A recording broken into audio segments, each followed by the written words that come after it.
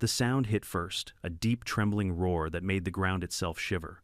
I ran outside barefoot heart, hammering just in time to see a wall of water explode through the valley. Cars, trees, entire homes were swallowed in seconds. The dam, the one I'd warned them about for months, was gone. The lake had turned into a monster, tearing everything apart. I could hear people screaming sirens, blaring alarms echoing off the hills. And through it all, one thought cut through the chaos. They laughed at me. 2 weeks earlier, I'd begged the HOA president, Stella Green, to take the crack in the dam seriously. She smiled, called me paranoid, and told the board to ignore Mark Hall's little science project. Now her $1 million mansion was floating down what used to be our main street. Before we dive into how it all happened, tell me where you're watching from, and don't forget to subscribe. Because this story will show you exactly how pride, ignorance, and a single crack can drown an entire community. People always say every neighborhood has that one person who complains too much, the guy who points out every uneven sidewalk and leaves angry notes about trash bins. In our lake community, that guy was supposedly me. Mark Hall, the engineer who worries too much. When my wife and I moved into Clearwater Estates, it was supposed to be our quiet place to retire. The home sat around a shimmering artificial lake bordered by pine trees and a walking path that wrapped along the dam. It was peaceful until I noticed what no one else did. One crisp October morning, I was on my usual jog when I saw a faint, jagged line running across the lower concrete section of the dam. It wasn't wide, but it wasn't new either. You could see how the edges had darkened from moisture, how the surrounding soil had softened. And as a civil engineer who had once supervised municipal drainage projects, I didn't need anyone to tell me what that meant. The dam was beginning to fail. I stopped right there, crouched down, and touched it. Water seeped faintly from the crack, cold and steady like a pulse. My stomach sank. I snapped a few pictures on my phone, zoomed in, and noted the location. That same afternoon, I sent an email to the HOA board. I wasn't trying to sound dramatic. I kept it professional, included photos, outlined the risks, and recommended a safety inspection. I even volunteered to help them coordinate with the county's water management team. An hour later, I got a short reply from the HOA president herself. "Thank you for your concern, Mark. The dam is inspected annually and has never shown any structural risk. We'll look into it. No urgency, no plan." Just brushed off like I'd complained about a broken mailbox. 2 days later, I attended the monthly HOA meeting held in the community clubhouse overlooking the lake. That's where I first met Stella Green in person. If perfection had a personality, it would be Stella. Mid-50s, immaculate blonde hair, pastel pink suit pearls that gleamed under the fluorescent light. She ran the HOA like a queen ruling a perfectly manicured kingdom. Behind her smile was a tone that told you, "I'm right, and you're lucky I let you speak." I stood up during the community input section trying to stay calm. "I'm concerned about a structural crack I found on the north base of the dam. If water continues to penetrate," she raised a manicured hand mid-sentence. "Mr. Hall, right, you're fairly new here, yes, about 6 months. Well," she said, with a polite laugh, turning to the others, "we've had this dam since before you moved in. It's survived more storms than I can count. I'm sure your engineering background is impressive, but maybe we don't need a full lecture today." A few people chuckled.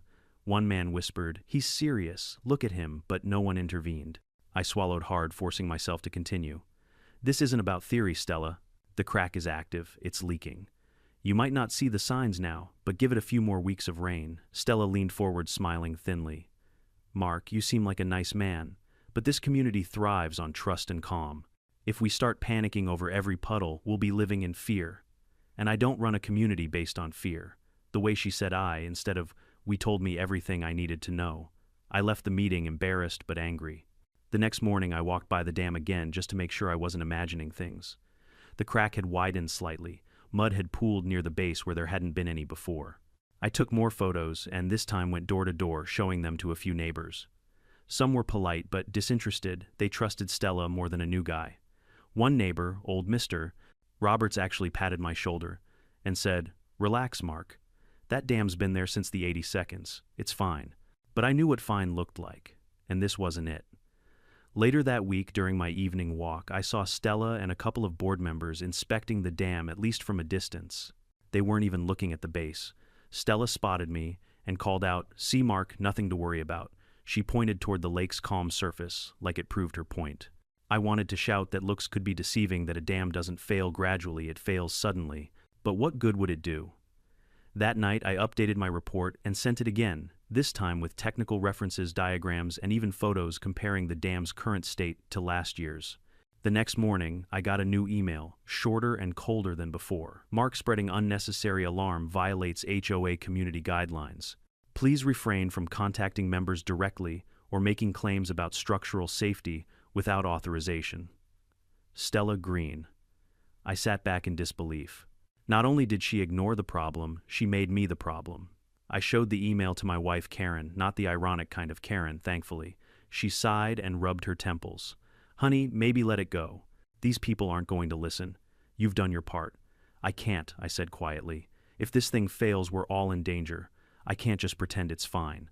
Over the next week, I began documenting everything more thoroughly. Rainfall data, ground moisture readings, drone footage. My engineering instincts had fully kicked in. It wasn't obsession, it was responsibility. But the more I documented, the more pushback I got. The HOA group chat turned toxic. Someone posted a meme of me holding a hard hat with the caption "Doomsday Hall reporting for duty." It got dozens of laughing emojis. Even Stella commented, "Gotta love enthusiasm, that one stung." Not because of the joke, but because it showed how little they cared. A few nights later, a neighbor knocked on my door, holding one of my printed warning flyers. "Hey Mark, maybe ease up on this stuff Stella's talking about issuing fines if you cause distress." I stared at him speechless. Distress? The only distress is going to be when that dam gives out. He shrugged. "I'm just telling you what I heard. She says it's under control. Under control." Two words that mean nothing when physics disagrees. The next morning it rained. A steady drizzle at first, then heavier. I grabbed my binoculars and looked across the lake. Even from my porch I could see it. The waterline had climbed higher and the crack's dark streak had doubled in length. By now I'd stopped caring about being popular. I took my camera, put on my raincoat, and headed straight to the dam, ignoring the HOA's little restricted access sign. I crouched near the base, my flashlight sweeping across the damp concrete. The fissure had deepened. Water was oozing through, trickling down in thin, silvery lines. I pressed my palm against the cold surface. You could feel the vibration, faint, rhythmic, like the dam was breathing. That was the moment my fear turned to dread. As I stood there, thunder rolled in the distance. I knew then that time was running out. I took one last photo, stepped back and muttered under my breath, "If they won't listen now, they'll listen when it's too late." And as the rain began to pour harder, soaking me to the bone, I realized something else. Sometimes the worst disaster isn't the one nature causes, it's the one arrogance invites. By the following week, Clearwater Estates didn't feel like home anymore. It felt like a stage where everyone pretended not to see the cracks forming, both in the dam and in their own sense of security. The rain hadn't stopped in days. Thin streams of runoff streaked down the roads, forming small pools at the base of driveways. Kids splashed in puddles while parents chatted about lawn maintenance, ignoring the fact that the water level in the lake had risen almost 2 feet since last Monday. And still not one word from the HOA. I decided to try again. I printed out my report, bound it neatly in a folder labeled "Urgent Structural Integrity Concern, Clearwater Dam." I figured maybe if I presented it in person, they'd at least pretend to take it seriously. So I walked into the HOA office, one humid afternoon, water dripping off my raincoat. The fluorescent lights flickered above a front desk, stacked with brochures about community beautification projects. Behind the desk sat Jody, Stella's assistant, a woman who spoke entirely in fake smiles. "Hi, Mark," she said, her tone sugary enough to rot teeth. "Mrs. Green isn't available right now. She's in a planning meeting for the annual spring gala." "The dam's leaking, Jody," I said flatly.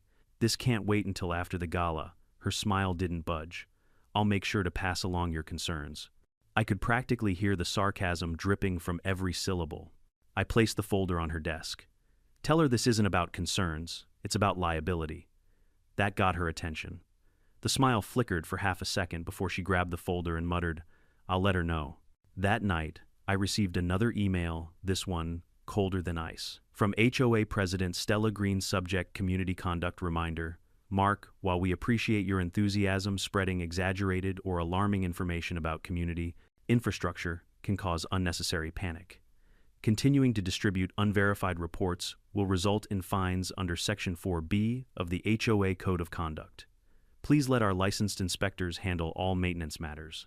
I stared at the message for a long time, jaw tightening. Licensed inspectors, I'd never seen a single one near that dam. And calling my reports unverified, I was an engineer with a 20-year record of government work. This was insanity. The next morning I went down to the dam again. This time I brought a measuring gauge and marked the crack width with chalk. It was wider by at least 4 millimeters since my last visit. The soil near the foundation was dark and soft. One step too close, and my boot sank halfway in. I recorded a video. This is Mark Hall. It's October 23rd, 7:42 amperes. The seepage is now continuous. If this isn't repaired immediately, structural failure is inevitable.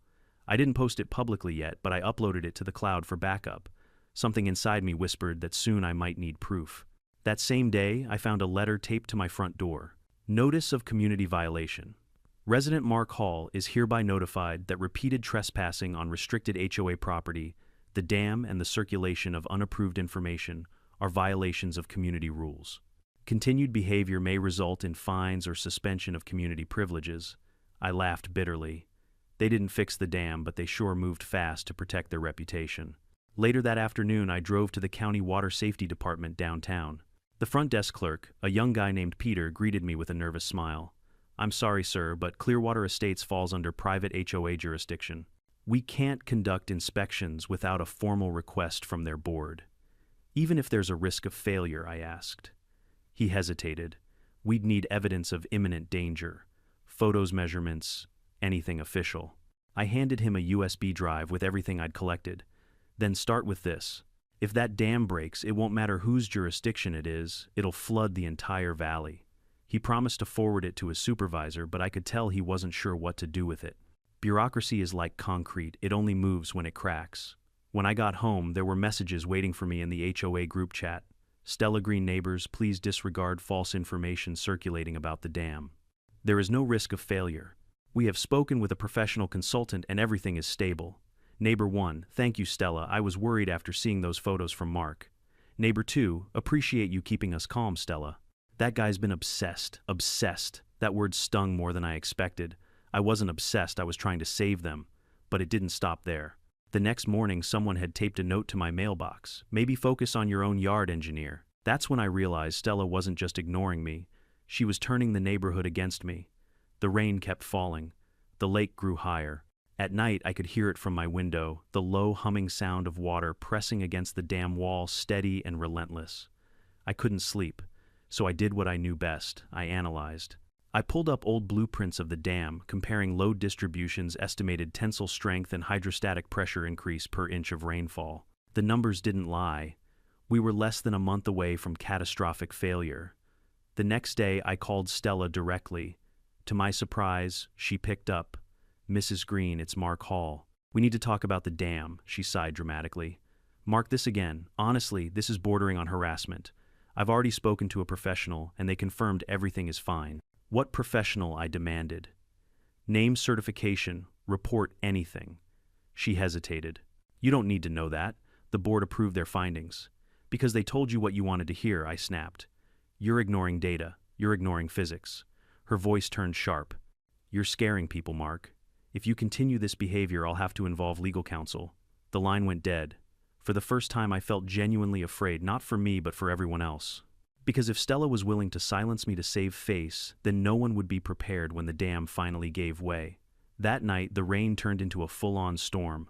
Thunder rolled over the lake, shaking the windows. I stood on my porch, watching the water surge against the embankment like it was trying to break free.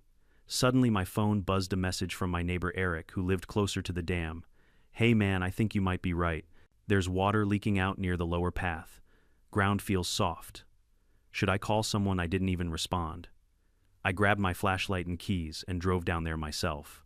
Eric was waiting with an umbrella, pointing to a dark patch of soil. "See that? It's bubbling." He wasn't wrong. The ground was pulsing slightly, like air or water pushing upward. My heart sank. "That's piping erosion," I said. "The dam's foundation is being eaten away from the inside." Eric's face went pale. "What do we do? Call the HOA," I said, though we both knew what the answer would be. Sure enough, when he reached Stella, she told him to stay calm and avoid spreading false rumors. The next morning, I got another HOA notice.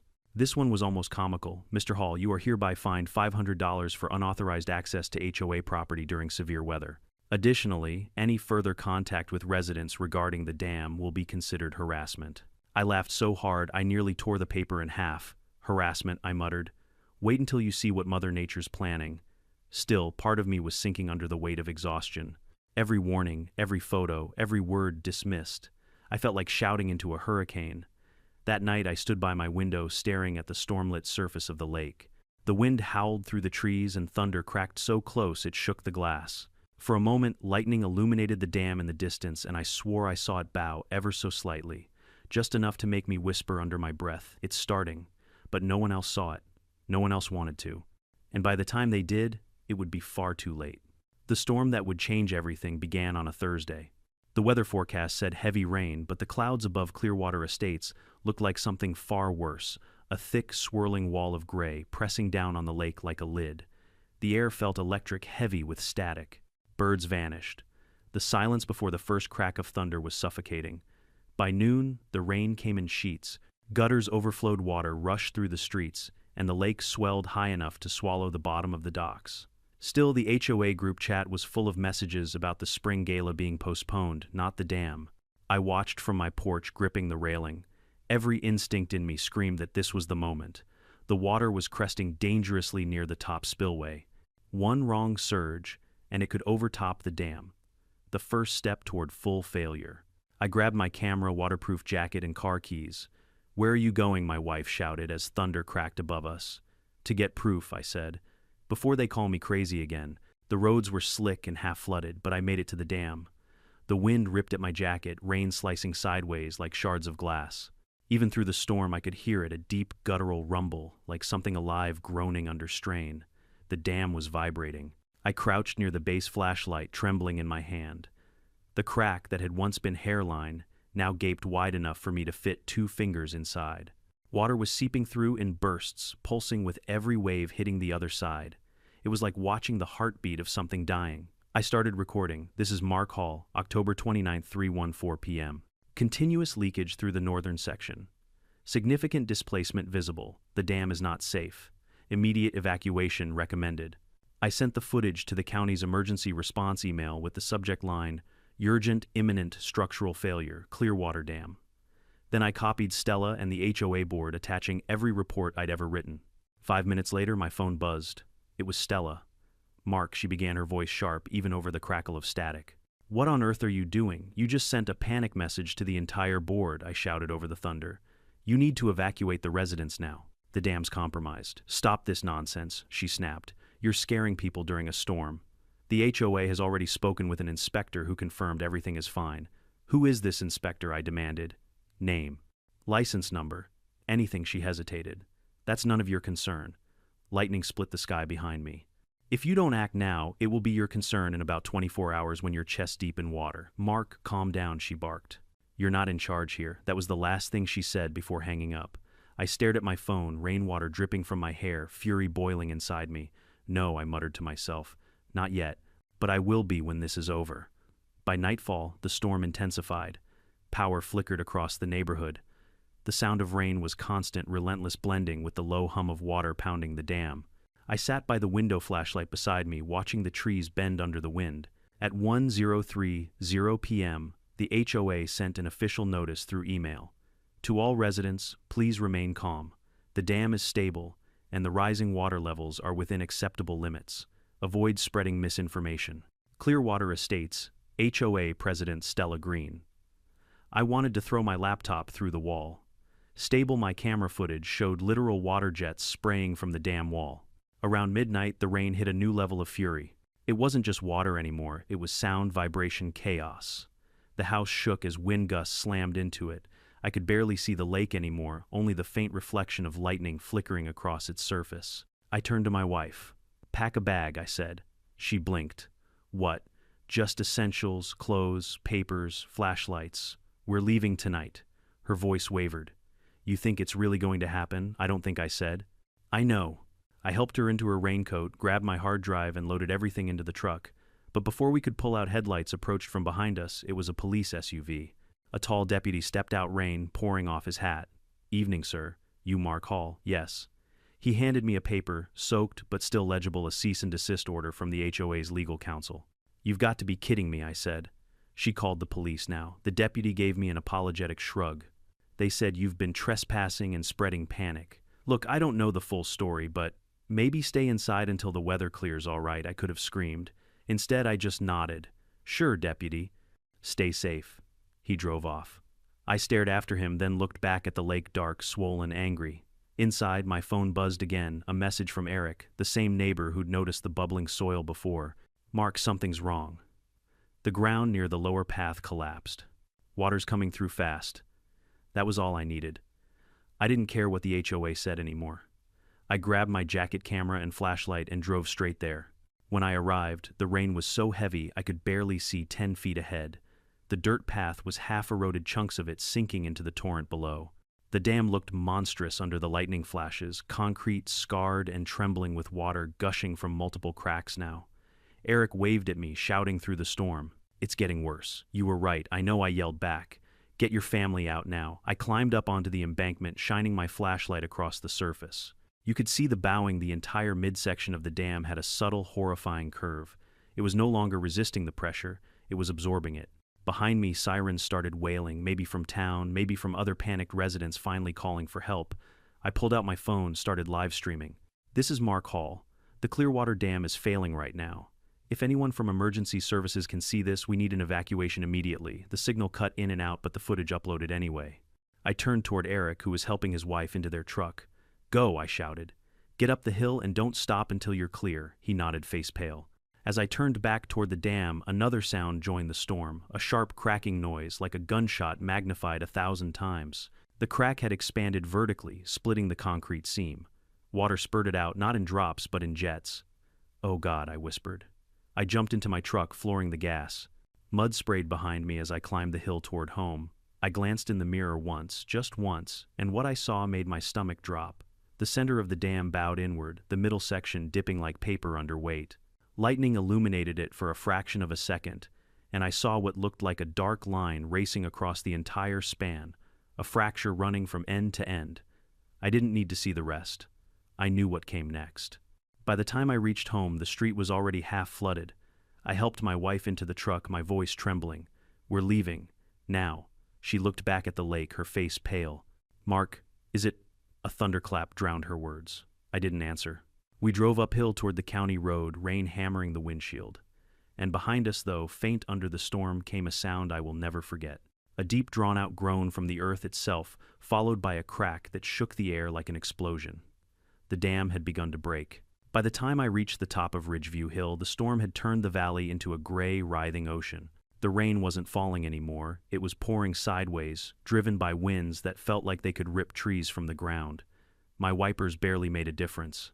Every few seconds, lightning would flash across the sky, revealing the lake below, swollen and restless, smashing against the trembling dam.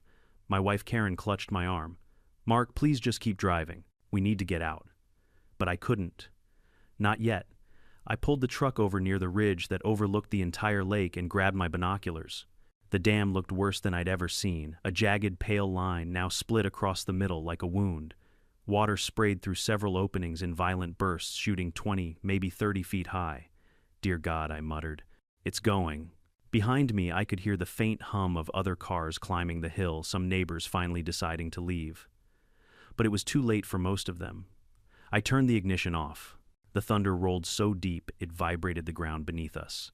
The wind carried the unmistakable low roar of rushing water, not the gentle flow of a stream, but the crushing, unstoppable force of thousands of gallons slamming against a weakening wall. I grabbed my phone and hit record again. This is Mark Hall. It's now 2:46 a.m. The Clearwater Dam is failing. The spillway has overtopped and multiple fractures are visible. If anyone's watching this, evacuate immediately. This is not a false alarm. Karen's voice broke through my focus. Mark, we have to go, I hesitated. The engineer in me wanted to see it happen, to document the failure, for proof, for accountability, for the record that I had been right all along. But the husband in me, the man who could feel the tremor of fear in his wife's voice, knew there was nothing left to prove. I lowered the binoculars, started the truck again, and began the slow crawl up the mountain road. But before we reached the turnoff, the sound hit a low, booming thud that echoed like cannon fire. Karen gasped. What was that? Then came another, and another. The dam wasn't cracking anymore, it was breaking apart. I slammed the brakes and turned off the engine. In that brief silence between thunderclaps, we heard the most terrifying sound I've ever known, the deep guttural snap of concrete surrendering. It was followed by a noise that didn't even sound real, a churning, rumbling roar that shook the air itself. The dam had failed. I jumped out of the truck, rain pelting my face so hard I could barely keep my eyes open. Lightning flashed again, revealing the horror below. The entire central section of the dam had collapsed. A dark, massive surge of water surged forward, exploding through the breach like a released beast. The lake, once calm and contained, now thundered down the valley as a wall of destruction. The first wave slammed into the lakeside houses, tearing them apart like cardboard.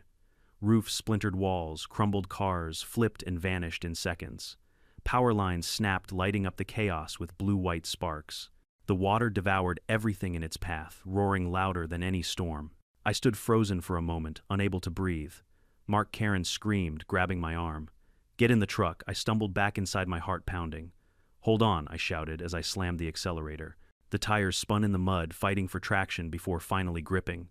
We tore up the hill, the truck bouncing over potholes and rocks, windshield wipers slapping furiously.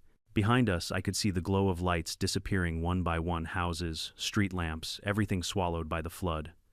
The roar of the water followed, echoing up the slopes like a living monster chasing us. When we reached the top of the ridge, I pulled over again, shaking uncontrollably. Karen covered her mouth, her eyes wide in horror. "They didn't listen," she whispered. I looked back. The valley that had once held our perfect little neighborhood was now a violent river.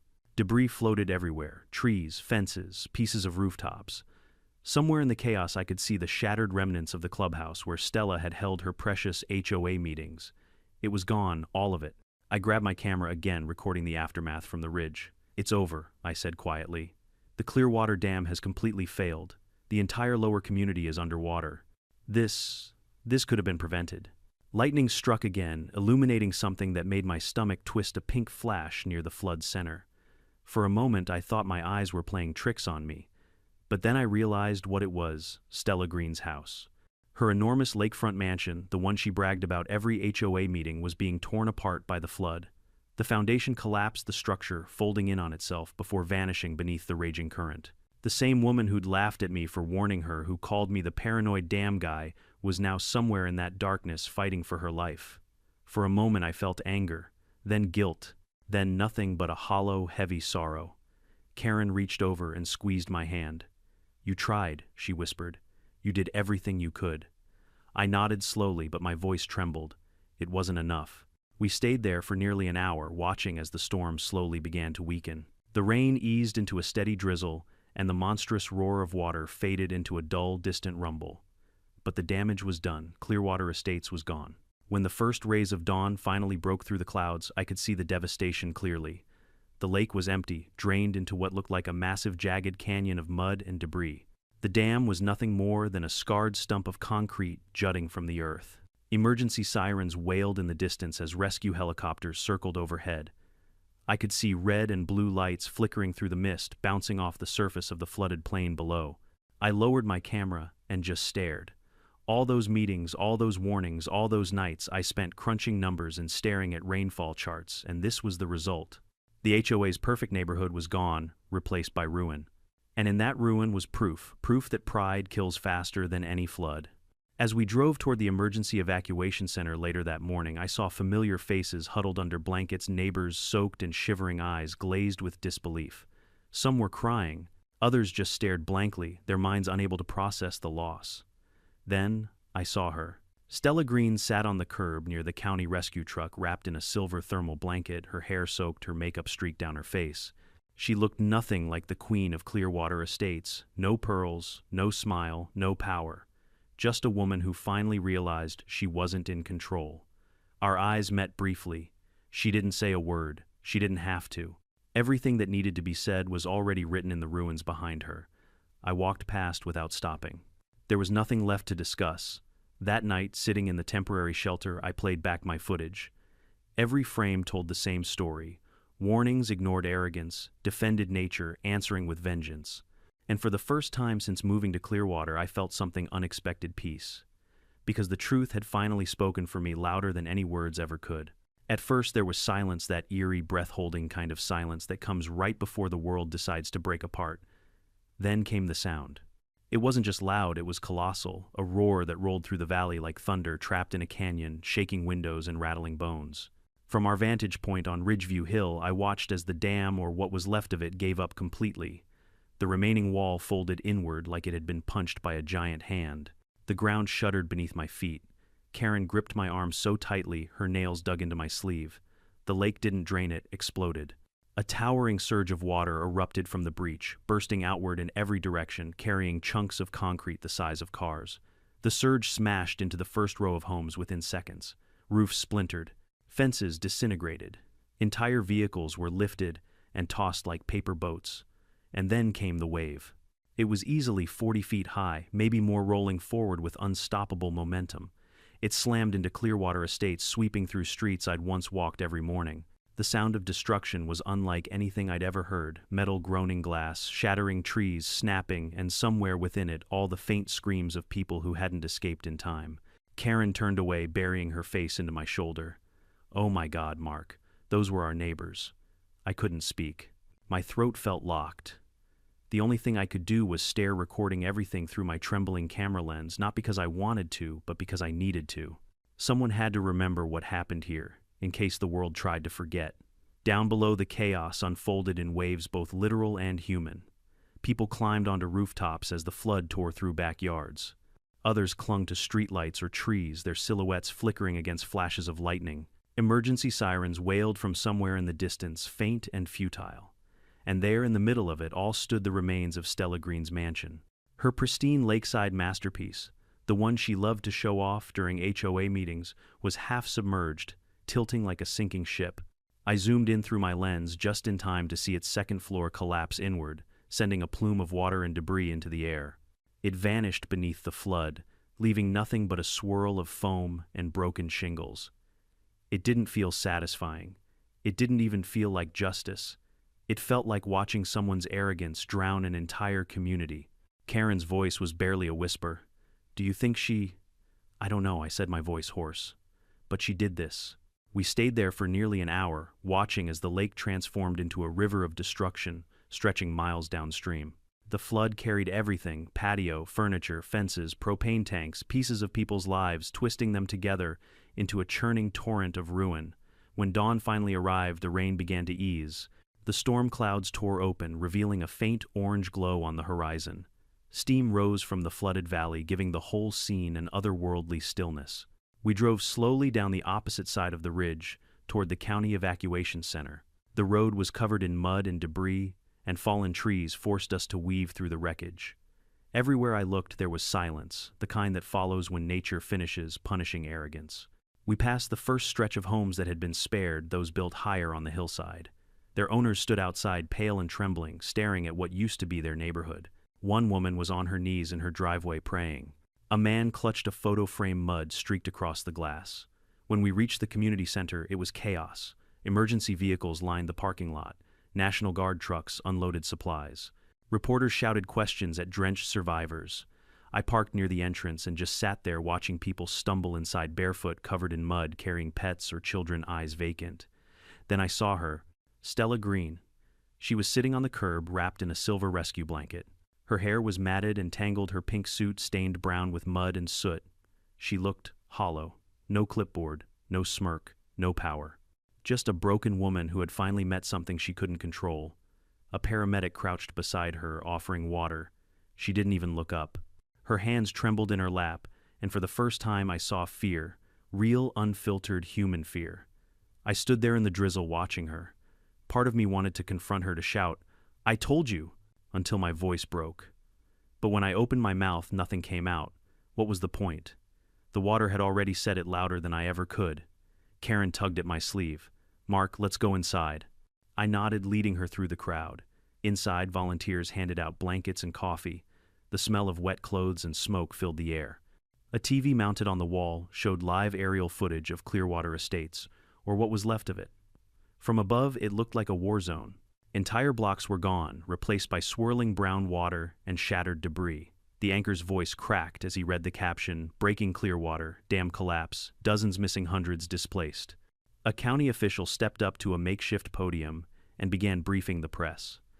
Initial assessments suggest the dam failure began around 2, 4, 5 a.m. due to a structural breach in the north section. Emergency crews are coordinating rescue efforts downstream. At this time, residents are advised to remain in designated shelters. I stepped closer, my jaw tightening. North section, I muttered, exactly where I told them. The official continued. We have received reports that prior warnings were made by a resident, Mr. Mark Hall, concerning cracks in the structure. Every camera turned toward me.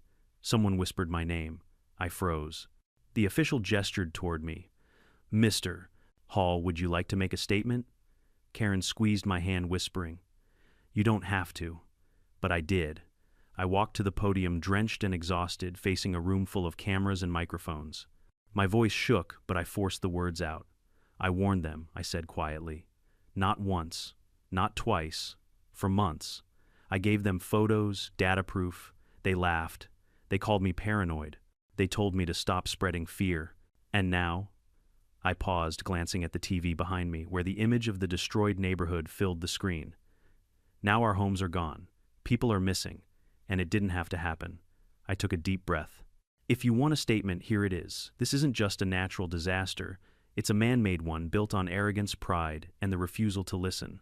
The room fell silent. No one asked a question. No one needed to. When I stepped down, Karen hugged me tightly. You did the right thing, she whispered. But as I looked around at the shattered faces, the injured, the terrified, I couldn't feel right. Not yet. Outside, the rain had finally stopped. The clouds began to part, letting the sun break through for the first time in days. Steam rose from the flooded ground, shimmering like ghosts lifting into the air.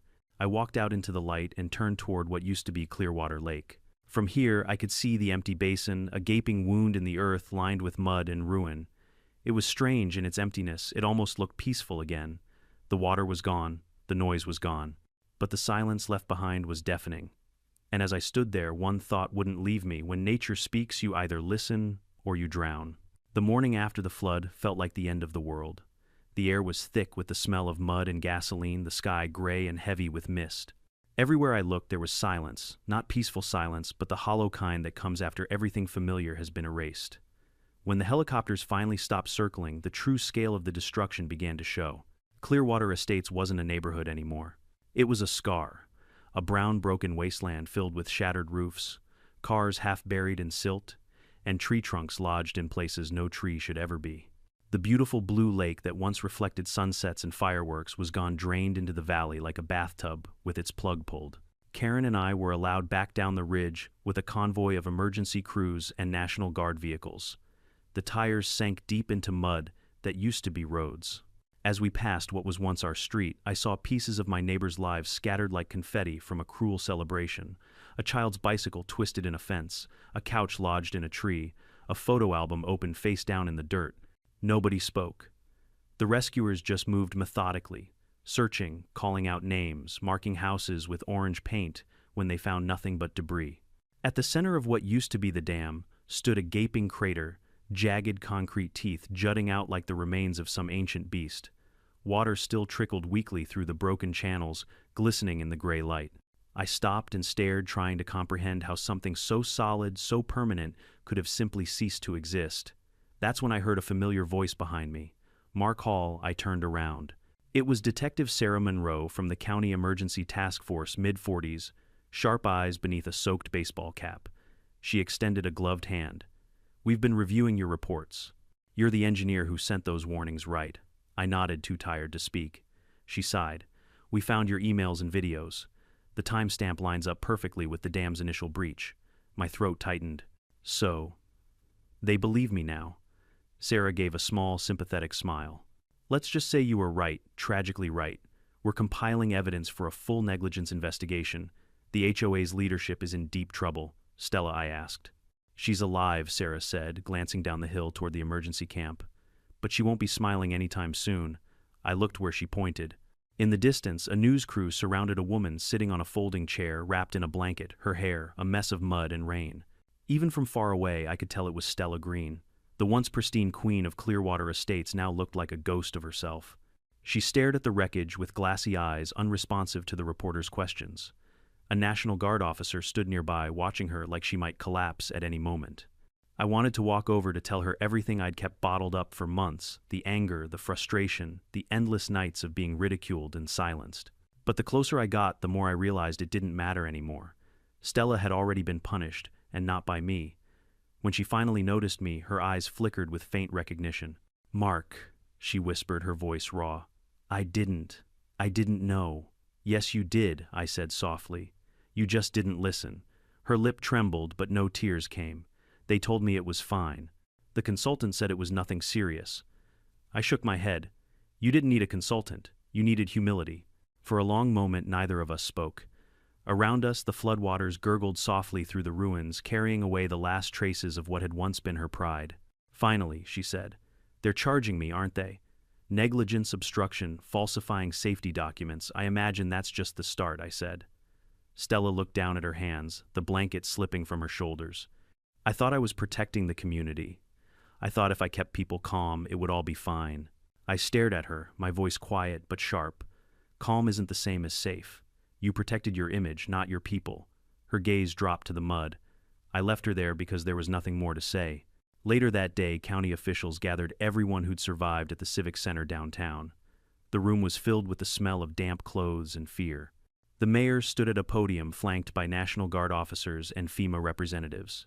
"Clearwater Estates will be declared a federal disaster area," he announced. "We will begin relocation assistance and temporary housing. Investigations are underway to determine the cause of the dam's collapse." When he mentioned reports of ignored safety warnings, several people turned to look at me. Some nodded silently. Others couldn't meet my eyes. After the meeting, an older man approached me. Mr. Roberts, the neighbor, who'd once told me to relax. His face was streaked with grime, and his hands trembled as he spoke. "Mark, I'm sorry. I should have listened. We all should have. I didn't know what to say." I just placed a hand on his shoulder. "We all lost something, Mr. Roberts. Let's just make sure no one else does." That night back at the shelter, I couldn't sleep. I kept hearing the sound, the roar of water, the splintering of wood, the screams. Every time I closed my eyes, I saw the wave tearing through the homes, and I wondered how many could have been saved if Stella had acted even one day earlier. Around midnight, I stepped outside. The air was cool, the moon hidden behind thin clouds. In the distance, floodlights illuminated the valley rescue teams, still working, still digging. A reporter approached me cautiously. "Mr. Hall, I'm with Channel 5 News. Could we get your comment for tonight's segment?" I exhaled slowly. "Sure. But make sure you say this right." She nodded, holding out the mic. "This isn't about me being right," I said. "It's about what happens when people in power choose ego over evidence. When someone tells you there's danger, listen. Because sometimes the smallest crack isn't a flaw, it's a warning." The reporter thanked me, but I didn't stay to watch. I walked toward the edge of the shelter lot, where the faint sound of the ruined dam echoed through the valley like a ghost refusing to fade. A week later, headlines filled every local paper. HOA president facing negligence charges in Clearwater disaster. Ignored warnings lead to catastrophic flood. Engineers' reports predicted collapse months in advance. For the first time, my name wasn't a punchline, it was a headline. County officials invited me to assist in the structural review of nearby dams and water systems. I agreed, though part of me hesitated. Returning to that world meant reliving the very failure I'd tried to prevent. But maybe, just maybe, it was my way of making sure this never happened again. As we drove past Clearwater one final time, Karen reached for my hand. The lake bed was dry now, the sun baking the cracked mud into brittle patterns. The ruins of the dam stood like a monument, not to engineering failure but to human arrogance. She looked at me gently. "You did everything you could." I nodded. "And next time, maybe someone will listen sooner." As we drove away, I realized something profound. The dam hadn't just held back water. It had held back truth, accountability, humility. And when it finally broke, it released all of them at once. In the end, nature didn't punish us, it merely reminded us who's really in charge. 2 months after the flood, Clearwater Estates was unrecognizable.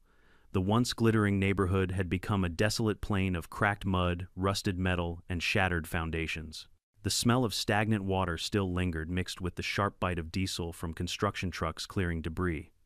What had once been a lakefront paradise was now a graveyard of memories. Every time I returned, I felt both sorrow and disbelief. I parked on what used to be the main street, now a strip of uneven dirt lined with the skeletons of homes. The street signs were twisted, the sidewalks gone. Every few hundred feet, a spray-painted X marked where a house once stood. Karen didn't like coming back here. "It's not healthy," she said. But I wasn't coming back to mourn. I came to remember and to make sure people learned from it. Since the collapse, I'd been working with the county as a volunteer consultant. We inspected other private dams across the region, most of them built decades ago, with the same outdated engineering standards Clearwater had relied on. What I found was alarming: cracks, leaks, corrosion, ignored maintenance logs, the same recipe for disaster repeated again and again. It struck me how human arrogance always repeated itself. People didn't like to be told they were wrong. They didn't like change, and they definitely didn't like the guy who brought bad news. The difference was that now when I showed up at a community meeting, people listened. I'd walk in wearing my mud-stained boots and flannel shirt carrying photos of Clearwater's destruction. I didn't have to raise my voice. I'd simply say, "This is what happens when warnings are ignored." Then I'd show them the footage, the dam bursting, the flood roaring through homes, the aerial shots of devastation. It was grim but effective. I saw fear in their faces, and that fear meant action. Maybe Clearwater's tragedy could save someone else's home. Maybe it could even save lives. 3 weeks later, the county held a public hearing to release the final investigation report. The auditorium was packed: reporters, officials, survivors, even curious onlookers from neighboring towns. I sat near the back with Karen, not wanting to be the center of attention. The lead investigator stepped up to the podium, clearing his throat before speaking into the microphone. After thorough analysis, it has been determined that the Clearwater Dam collapse resulted from long-term structural neglect and administrative obstruction. Multiple warnings were issued to the HOA board by resident and professional engineer Mark Hall, whose reports were repeatedly dismissed. The room buzzed with murmurs. I lowered my eyes, not in pride but in exhaustion. The investigator continued. "We have also confirmed that certain maintenance reports were falsified under the direction of HOA President Stella Green to avoid costly repairs. As a result, Ms. Green faces charges of criminal negligence, falsification of safety documentation, and obstruction of emergency communication." Karen squeezed my hand. They showed photos of the dam before and after my early warning images beside the official failure diagrams. The visual comparison was staggering. You could see the same crack I'd photographed months earlier, now widened into the yawning gap that destroyed an entire community. When the investigator invited me to speak, I hesitated, but the room encouraged me with soft claps and nods. I stepped up to the microphone. "I didn't come here today to say I told you so. I came here to say none of this had to happen. We lost lives, homes, dreams, all because people were too proud to admit something was wrong." I looked out over the audience, the survivors, the officials, the press. The problem wasn't the crack in the dam, it was the crack in our judgment. The moment we stop listening to reason, we start building our own disaster. When I finished, there was silence. Not applause, just stillness. And that was better. That meant they heard me. After the hearing, I walked outside into the sunlight. It was one of those bright winter mornings where the air feels sharp and new, like the world is trying to cleanse itself. A few people approached to shake my hand, neighbors who had once called me the paranoid dam guy. One woman said softly, "My son and I only made it out because of your video that night. You saved us." For the first time since the flood, I allowed myself a small, genuine smile. "I'm just glad you're here." A black SUV pulled up near the courthouse steps. Reporters swarmed as 2 officers escorted Stella Green out in handcuffs. She wore a gray coat and dark sunglasses, her hair tied back in a way that almost made her look like her old self, except now there was no confidence in her posture, no spark in her stride. Our eyes met briefly as she passed. For a second I saw something in her expression, not anger, not defiance, but regret. Real heavy regret. And oddly, I didn't hate her. She wasn't evil, just prideful. And pride can drown just as fast as anyone else. Weeks passed. Life started to move again. FEMA cleared the debris, construction crews rebuilt roads, and the county renamed the area Clearwater Memorial Basin, a reminder of what was lost. They even erected a small monument beside the dried lake bed. In memory of the Clearwater flood, a lesson in listening, humility, and responsibility. It was simple, no names, just truth carved into stone. One evening, I stood before that monument alone. The sun was setting over the valley, painting the cracked earth in gold and red. The wind moved softly across the basin, whistling through what used to be the dam's foundation. Karen joined me after a while, slipping her arm through mine. "You did good," she said. I shook my head. "I didn't do enough. I could have done more." "You did what you could," she said gently. They chose not to listen. For a long time we stood in silence, just watching the horizon. Then she smiled faintly. "So what now?" "Back to engineering," I thought about it. "Maybe, but not the same kind. I think I'm done building things that people don't respect. What then? Maybe I start building awareness instead.